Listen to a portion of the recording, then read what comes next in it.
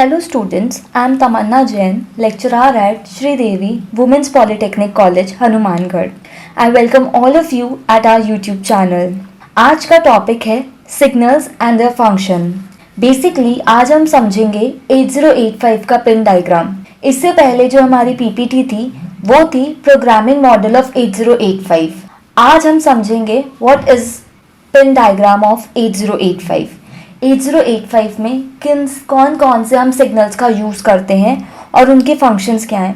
Topic को start करने से पहले एक बार फिर से कुछ छोटा सा रिवाइज कर लेते हैं जो हमने पहली पीपीटी में देखा था. 8085 क्या है? 8085 is a 8-bit processor and we know that it has 16 bit of address bus and 8 bit of data bus. इसके अंदर 16 बिट की एड्रेस बसेस होती हैं एंड 8 बिट की डेटा बस होती है. अगर मेरे को मेमोरी साइज देखना है कि मैं कितनी मेमोरी को एक्सेस कर सकती हूँ तो हम क्या देखते हैं कि एड्रेस बस कितने बिट्स की होती है 16. तो 2 की पावर 16 कितना होगा 64 किलोबाइट. मतलब हम 64 किलोबाइट ऑफ मेमोरी को एक्सेस कर सकते हैं.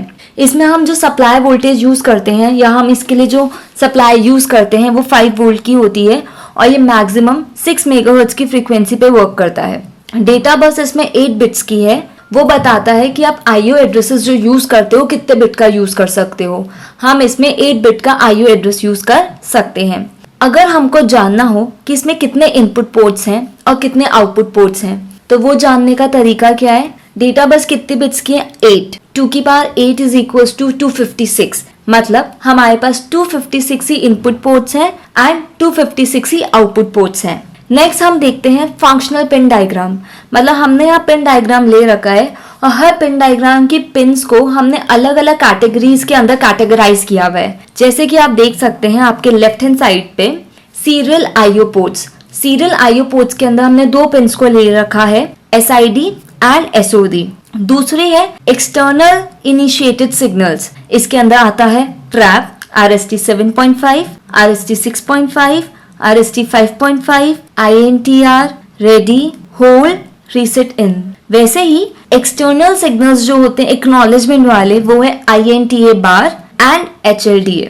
सिमिलर वे और भी कुछ और फंक्शंस है जिसमें हमने इन्हें कैटेगराइज किया हुआ है. High order address bus, multiplex address data bus, control and status signals. Control and status signals के अंदर है SO, ALE, write bar, read bar, S1, IO/M bar. Now 8085 pin diagram. जैसे कि आप डायग्राम में देख सकते हैं ये एक 40 पिन की आईसी होती है. हर पिन का अलग अलग फंक्शंस होते हैं. अब हम एक एक सिग्नल को और उसकी एक एक फंक्शन को डिटेल में पढ़ेंगे. पहला है input frequency signal. 1 and 2 number pin पे है X1 and X2.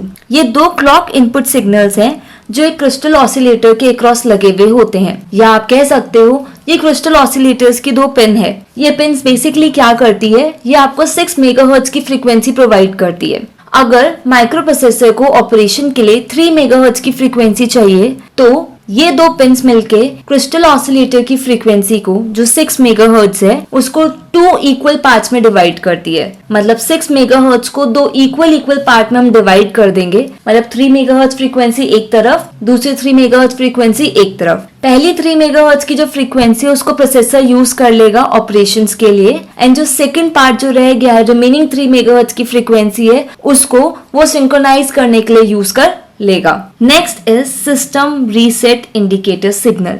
That is 3 number pin reset out. Reset out को बेसिकली हम रीसेट इन सिग्नल को एक्नॉलेज करने के लिए यूज करते हैं. एक्नॉलेजमेंट से आप क्या समझते हैं? बेसिकली जैसे रीसेट आउट पे एक हाई सिग्नल आएगा वो एक लो सिग्नल जनरेट करेगा रीसेट इन पे. रीसेट इन को अगर आप देखते हो वो होता है RESETIN का बार. जिस भी सिग्नल के ऊपर बार है मतलब वो एक एक्टिव लो सिग्नल है. जब उस पे 0 वैल्यू आएगी या लो लेवल का सिग्नल आएगा तभी वो वर्क करेगा. तो जैसे हम रीसेट आउट पे एक हाई सिग्नल देते हैं तो वो रीसेट इन पे एक लो सिग्नल देगा. जैसे रीसेट इन पे एक लो सिग्नल आएगा वो क्या करेगा टोटल की टोटल जो इंटरनल सर्किटरी हमारी उसको रीसेट कर देगा. मतलब सभी चीजें इनिशियल से स्टार्ट हो जाएंगी जिसका मतलब है प्रोग्राम काउंटर पे फिर से 0000 आ जाएगा. सभी बसेस ट्राई स्टेटेड हो जाएंगी और आपका ऑपरेशन इनिशियल स्टेट से स्टार्ट होगा. Next is serial IO ports.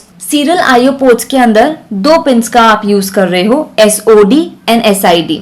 SOD जो है वो पिन नंबर 4 पे है, SID पिन नंबर 5 है. ये दोनों ही पिन्स को आप सीरियल कम्युनिकेशन के लिए यूज करते हैं। सीरियल कम्युनिकेशन क्या होता है? सीरियल कम्युनिकेशन का मतलब होता है कि आप 1 बाय 1 बिट को भेज रहे हो या रिसीव कर रहे हो, सेंड कर रहे हो एंड रिसीव कर रहे हो। एसओडी बेसिकली एक आउटपुट सिग्नल है, जिसका मतलब होता है आप डेटा को प्रोसेसर से पेरिफेरल्स की तरफ भेजेंगे। अब ये बेसिकली 1 बिट आउटपुट पोर्ट है, एक बार में एक ही बिट प्रोसेसर से पेरिफेरल की तरफ जाएगी। इसको यूज करने के लिए आप एक इंस्ट्रक्शन का यूज करते हो, वो इंस्ट्रक्शन होता है सिम, SIM। ये इंस्ट्रक्शन क्या कहता है कि जैसे ही A6 के ऊपर 1 आ गया, जैसे ही A6 के ऊपर 1 आ गया, आप क्या करोगे? SOD का यूज करोगे। मतलब जो भी डेटा आपको आउटपुट करना है वो पूरा का पूरा कहाँ लिखा जाएगा? A7 बिट ऑफ एक्यूमुलेटर पे। तो सिम इंस्ट्रक्शन यही कहता है कि जैसे ही A6 बिट जो है एक्यूमुलेटर की वो हाई हो जाती है, तो जो भी डेटा आपको आउटपुट करना है वो सारा का सारा डेटा कहाँ लिखा जाएगा, कहाँ राइट होगा? A7 bit of accumulator. Next is SID।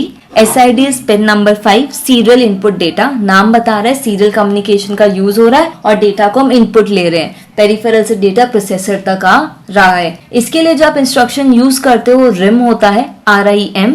ये क्या कहता है? ये कहता है कि जो भी डेटा A7 बिट के अंदर लोड था एक्यूमुलेटर की, A7 बिट के ऊपर जो भी डेटा लोडेड था वो सारा का सारा आप रीड कर लोगे अगर आपने रिम को क्या कर दिया है? सेट। अब बात करते हैं इंटरप्ट्स की।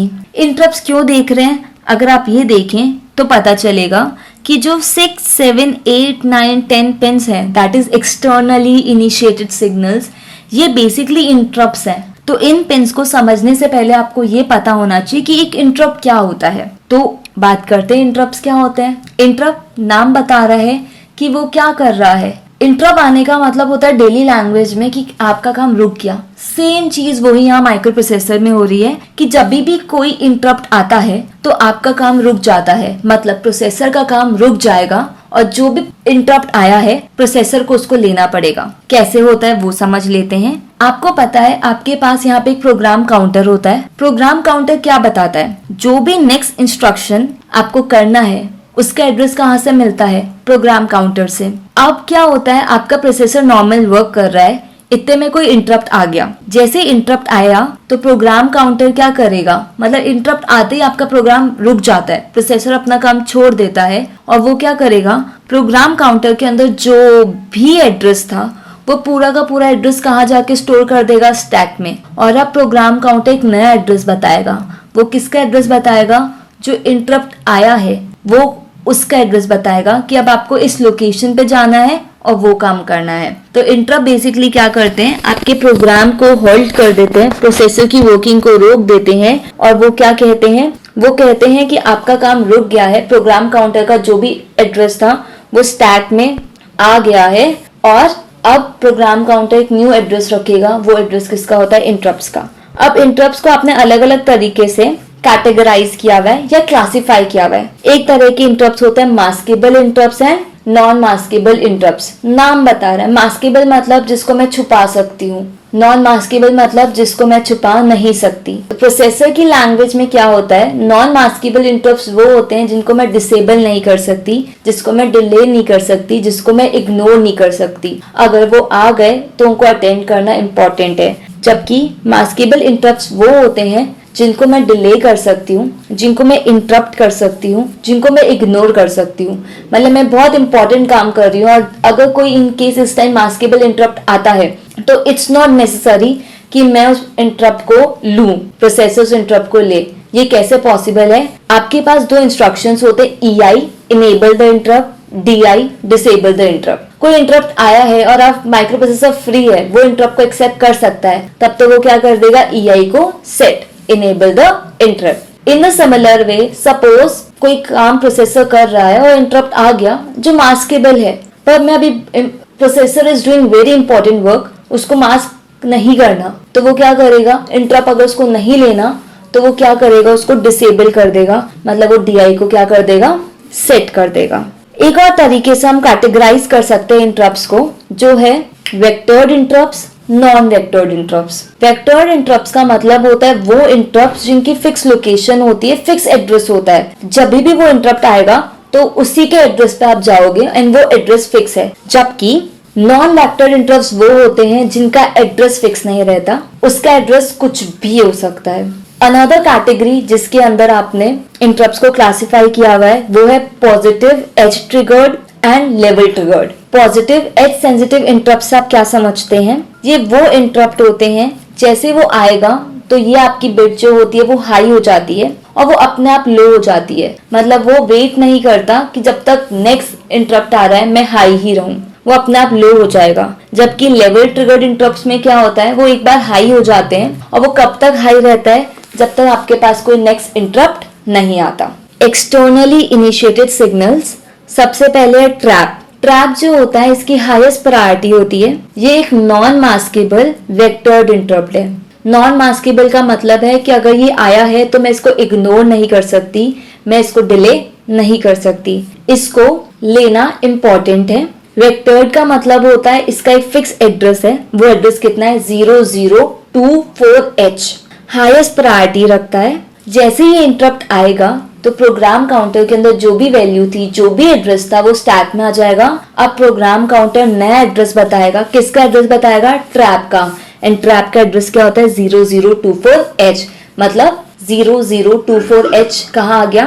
प्रोग्राम काउंटर में। ये बेसिकली जैसे इंटरप्ट आता है तो ये X1 X2 को इनेबल कर देता है। ये बताता है कि VCC के ऊपर आपको एक वोल्टेज सप्लाई मिल रही है। Next is RST 7.5। This is an active maskable vectored interrupt. नाम बता रहा है मास्केबल का मतलब है आप इसे डिले कर सकते हो, आप इसे इग्नोर कर सकते हो। जिसके लिए आप किन इंस्ट्रक्शंस का यूज करोगे? EIN DI। लेने के लिए EI को सेट करना पड़ेगा, डिले करना है, इग्नोर मारना है तो आपको क्या करना पड़ेगा? DI को सेट करना पड़ेगा। वेक्टर्ड इंटरप्ट्स का मतलब होता है कि इसका फिक्स एड्रेस होता है और वो फिक्स एड्रेस होता है 003CH। मतलब जैसे ही इंटरप्ट आया प्रोसेसर अपना काम रोक देगा, प्रोग्राम काउंटर के अंदर जो भी वैल्यू स्टोर थी वो स्टैक में चली जाएगी। अब प्रोग्राम काउंटर एक नया एड्रेस बताएगा, वो नया एड्रेस क्या है? 003CH।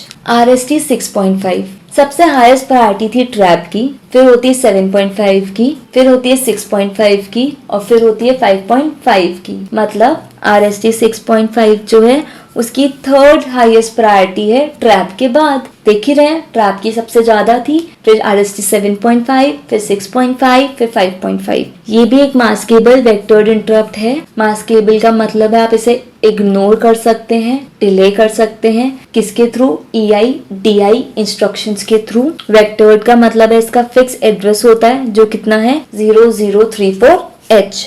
RST 5.5 ये भी एक एक्टिव मास्केबल वेक्टर्ड इंटरप्ट है। मास्केबल का मतलब होता है आप इसे डिले कर सकते हैं EI एंड DI इंस्ट्रक्शंस के थ्रू।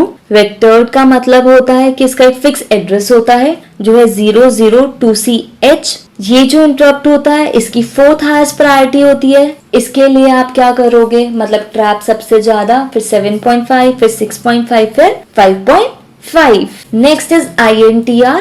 अगर आप INTR की बात कर रहे हैं, ये भी मास्केबल है, वेक्टर्ड है। मास्केबल का मतलब होता है इसका एक फिक्स, मास्केबल का मतलब हो गया कि आप इसको इग्नोर कर सकते हैं, डिले कर सकते हैं EI एंड DI इंस्ट्रक्शंस के थ्रू। ये जो इंटरप्ट होता है इसकी लोएस्ट प्रायोरिटी होती है, एकदम लोएस्ट। मतलब सबसे highest priority is trap, then RST 7.5, 6.5, 5.5। अब INTR क्या काम करता है अगर आप देखें तो आपको पता चलेगा कि बेसिकली जब भी कोई भी इंटरप्ट आता है प्रोसेसर के अंदर तो INTR पिन के ऊपर ही इंटरप्ट आता है। मतलब वो INTR पिन को क्या कर देगा? सेट। जैसे ही वो INTR पिन को सेट कर देगा तो INTR क्या करता है? एक लो सिग्नल जनरेट करता है INTA ये कहता है, वो पेरिफेरल को बताता है कि हाँ प्रोसेसर को पता चल गया कि तुमने इंटरप्ट भेजा है। तो जब जब INTA लो है तब तक INTR हाई रहता है। जैसे ही इसका मतलब है इंटरप्ट आया तो प्रोसेसर अपना काम छोड़ देगा।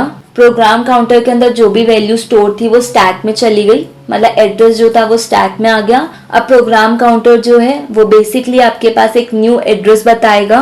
वो एड्रेस किसका होगा? जो भी इंटरप्ट आया है। जैसे ही आपका काम हो गया तो प्रोग्राम काउंटर के अंदर आपकी ओरिजिनल जो एड्रेस था, पुराना वाला एड्रेस जो स्टैक में स्टोर था, वो प्रोग्राम काउंटर के पास आ जाएगा और INTR पिन फिर से क्या हो जाएगी? Low. Next pin is INTA। जैसे कि आपको पता है this is an interrupt acknowledgement signal. ये एक एक्टिव लो सिग्नल होता है कि जब आप इस पे लो सिग्नल दोगे तभी ये काम करेगा। जब भी कोई भी पेरिफेरल इंटरप्ट देना चाहता है तो पेरिफेरल इंटरप्ट जो होता है वो INTR पिन पे देता है। जैसे INTR हाई हो जाएगा वो एक लो सिग्नल INTA पे भेजेगा। INTA बताता है कि हाँ प्रोसेसर को पता चल गया कोई इंटरप्ट आया है। जैसे आपका काम हो जाएगा तो INTA फिर से हाई हो जाएगा। INTA के हाई होने की वजह से INTR क्या हो जाएगा, लो, और वापस से जो आपका एक्चुअल प्रोग्राम चल रहा था वो प्रोसेसर फिर से स्टार्ट कर देगा। Next is pin number 12 to 19 AD0 से लेके AD7। नाम बता रहा है कि मल्टीप्लेक्स एड्रेस डेटा बसेस है, मतलब ये जो लाइंस हैं आठों की आठों लाइन पे एड्रेस भी है और डेटा भी है। पर आपको हो सकता है कि आपको एक टाइम पे सिर्फ एड्रेस चाहिए या एक टाइम पे सिर्फ डेटा चाहिए। जब आप एड्रेस और डेटा एक साथ लेते हो इसीलिए इन लाइंस का नाम पड़ा है multiplex address data bus. Bidirectional होती है, मतलब प्रोसेसर से पेरिफेरल, पेरिफेरल से प्रोसेसर तक डेटा का कम्युनिकेशन ट्रांसफर होता रहता है। पर अगर सपोज मुझे एड्रेस और डेटा को अलग अलग करना है तो आप इसके लिए एक प्रोसेस यूज करते हो जिस प्रोसेस का नाम होता है डीमल्टीप्लेक्सिंग। डीमल्टीप्लेक्सिंग का मतलब है कि एड्रेस और डेटा को अलग अलग कर देना। ये किसकी वजह से पॉसिबल है? ये जिसकी वजह से पॉसिबल है उसका नाम है ALE, address latch enable. Address latch enable basically demultiplexing कराने के लिए यूज होता है। इसको डिटेल में हम नेक्स्ट PPT में पढ़ेंगे, पर एक बार सिर्फ समझाने के लिए कि डीमल्टीप्लेक्सिंग क्या होता है तो मैं एकदम ब्रीफ में बताऊंगी कि जैसे जैसे ALE हाई है, द टाइम ALE हाई है तो इन्हीं लाइंस पे आपको सिर्फ और सिर्फ क्या मिलेगा, एड्रेस। पर जैसे ही ALE लो होगा तो आपको क्या मिल जाएगा, इन्हीं लाइंस पे डेटा। तो एड्रेस लेने के लिए आप ALE को क्या कर देंगे, हाई, और डेटा लेने के लिए आप ALE को क्या कर देंगे, लो। मतलब सेम लाइंस पे आप एड्रेस और डेटा को अलग अलग टाइम पे ले सकते हैं, जिसे आप कहते हो डीमल्टीप्लेक्सिंग। नेक्स्ट पिन जो है वो है pin number 20 VSS, ground signal है। ये basically main output power ground pin है जो बेसिकली ग्राउंड से कनेक्टेड है। ये एक ही काम करती है कि ग्राउंड इंटरफेरेंसेस, कोई भी इंटरफेरेंस आए ग्राउंड का, उसको अवॉइड करती है। Next pin is A8 to A15। ये हाई ऑर्डर की एड्रेस बसेस हैं, मतलब इन 8 लाइंस के ऊपर हाई ऑर्डर का एड्रेस मिलेगा A8 से लेके A15 तक। ये यूनिडायरेक्शनल होती हैं, मतलब एड्रेस जो होगा वो प्रोसेसर से बाहर की तरफ जाएगा, प्रोसेसर से पेरिफेरल्स की तरफ एरो का डायरेक्शन बना होगा। दैट मीन्स जब एरो दोनों तरफ होता है तो हम उसे कहते हैं बाय डायरेक्शनल, पर एरो सिर्फ एक तरफ है, इसमें एरो प्रोसेसर से पेरिफेरल की तरफ बाहर निकलता हुआ है, मतलब ये यूनिडायरेक्शनल है। Next pin is S0 and S1। ये बेसिकली आपकी स्टेटस लाइंस होती हैं जो आपको बताती हैं कि प्रोसेसर किस टाइम क्या ऑपरेशन कर रहा है। इसके लिए आप क्या पिन्स यूज करते हो, S0 and S1। देखेंगे तो पता चलेगा कि S0 तो 29 पिन पे है और S1 जो है वो 33 नंबर की पिन पे है। क्या काम होता है, अगर S0 S1 दोनों 0 है मतलब आप हॉल्ट ऑपरेशन कर रहे हो, मतलब आप रुके हुए हो। अगर 0-1 है मतलब 1 का बाइनरी लिखा हुआ है तो आप रीड ऑपरेशन कर रहे हो। 1-0 है मतलब अगर 2 का बाइनरी है आप राइट ऑपरेशन कर रहे हो, और दोनों अगर 1-1 है मतलब ऑपकोड फेच कर रहे हो, मतलब ऑपकोड को ले रहे हो। तो बाइनरी बताती है कि आप किस तरह का ऑपरेशन कर रहे हो। अगर 0 का बाइनरी लिखा हुआ है मतलब ऑपरेशन हॉल्ट है, 1 का बाइनरी है मतलब आप रीड ऑपरेशन कर रहे हो, 2 का बाइनरी है मतलब राइट ऑपरेशन कर रहे हो, 3 का बाइनरी है मतलब ऑपकोड को फेच कर रहे हो। ऑपकोड फेच का मतलब होता है, ऑपकोड क्या होता है वो बताता है कि आपको क्या काम करना है। एक और चीज होती है, there are 2 things, opcode and operand. Opcode तो क्या बताता है कि आपको क्या ऑपरेशन परफॉर्म करना है, और ऑपरेंड क्या होता है जिसपे आपको ऑपरेशन परफॉर्म करना होता है। जैसे मैंने कहा 2 रजिस्टर्स हैं, एक B और एक C। मुझे क्या करना है, B के डेटा को C के डेटा से ऐड करना है। तो ऐड जो है वो तो ऑपकोड है जिसका एक फिक्स कोड होता है जो आप प्रोसेसर के अंदर डालते हो, वो बताएगा कि आपको काम क्या करना है। ऑपरेंड क्या कहलाएंगे, B और C का डेटा। तो ऑपकोड लेना कि पता करना कि आपको क्या ऑपरेशन करना है, वो कैसे पता चलेगा, जब बाइनरी क्या हो 3 की। नेक्स्ट ALE पिन नंबर 30, नाम बता रहा है एड्रेस लैच इनेबल। इसको आप डीमल्टीप्लेक्सिंग के लिए यूज करते हो। डीमल्टीप्लेक्सिंग किसकी करनी है, मल्टीप्लेक्स एड्रेस डेटा बसेस की। अगर ALE हाई है तो आपको AD0 से लेके AD7 जो लाइन्स उन पे सिर्फ एड्रेस मिलेगा, और जैसे ही ALE लो हो जाता है तो आपको डेटा मिलेगा। Next is right. राइट एक एक्टिव लो सिग्नल है। बार का मतलब होता है वो एक्टिव लो सिग्नल है। अगर 0 है मतलब आप राइट ऑपरेशन को परफॉर्म कर रहे हो, मतलब जब जब आपको राइट ऑपरेशन करना है, डेटा को आउटपुट करना है, तो आप राइट सिग्नल पे क्या दोगे, एक लो सिग्नल। रीड बार क्या है? RD बार जो है वो एक एक्टिव लो सिग्नल है।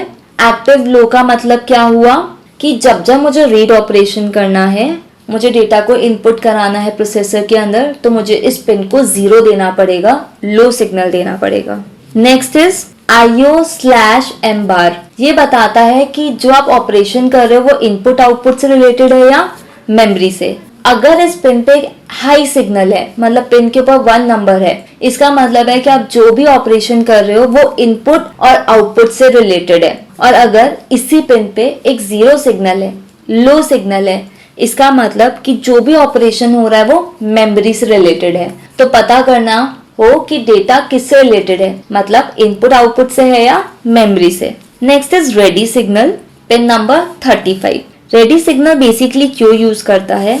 कम्युनिकेशन के लिए हम रेडी सिग्नल का यूज करते हैं। सपोज प्रोसेसर के साथ आपको पेरिफेरल का इंटरफेसिंग करना है। इंटरफेसिंग का मतलब होता है कि प्रोसेसर से पेरिफेरल आपस में कनेक्ट हो जाते हैं और वो आपस में कम्युनिकेशन करते हैं, मतलब डेटा का ट्रांसफर करते हैं टू एंड फ्रो, मतलब प्रोसेसर से पेरिफेरल, पेरिफेरल से प्रोसेसर। अब रेडी सिग्नल कैसे काम आता है?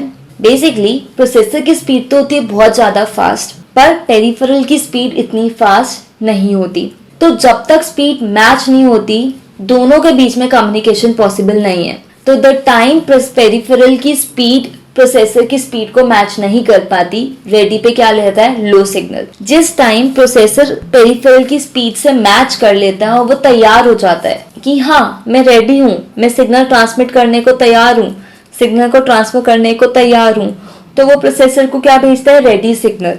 तो रेडी सिग्नल ये बताता है कि पेरिफेरल अब तैयार है, वो डेटा को ट्रांसफर करने के लिए तैयार है या डेटा को रिसीव करने को तैयार है।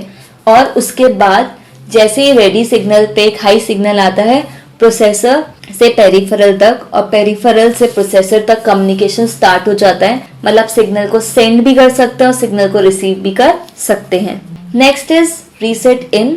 देख रहे हैं इसके ऊपर बार है। बार का मतलब है कि ये एक एक्टिव लो सिग्नल है। लो का मतलब, एक्टिव लो का मतलब है कि जब 0 होगा तभी ऑपरेशन परफॉर्म करेगा। रीसेट इन का मतलब होता है फुल इंटरनल सर्किटरी को क्या कर देना, रीसेट। मतलब प्रोग्राम काउंटर पे इनिशियल एड्रेस आ जाएगा 0000H। जितने भी डिवाइसेस कनेक्टेड थे प्रोसेसर से वो सब रीसेट हो जाएंगे, सारी बसेस ट्राई स्टेटेड हो जाएंगी और आप इनिशियल स्टेट से वापस अपना काम स्टार्ट करेंगे। Next 37 number pin is clock. ये बेसिकली क्लॉक इन को जनरेट करने का काम करती है, क्लॉक आउटपुट्स को जनरेट करने का काम करती है। क्लॉक आउटपुट्स क्या करते हैं, जब जब आपको सिंक्रोनाइज करना है डिवाइसेस के साथ तो तुमको क्लॉक आउटपुट चाहिए, तुमको प्रोसेसर से क्लॉक्स चाहिए। उसके लिए तुम किस पिन का यूज करोगे, pin number 37 clock. Next is 38 number pin HLDA and जैसे कि आप डायग्राम में देख सकते हो 39 नंबर पिन इज होल्ड।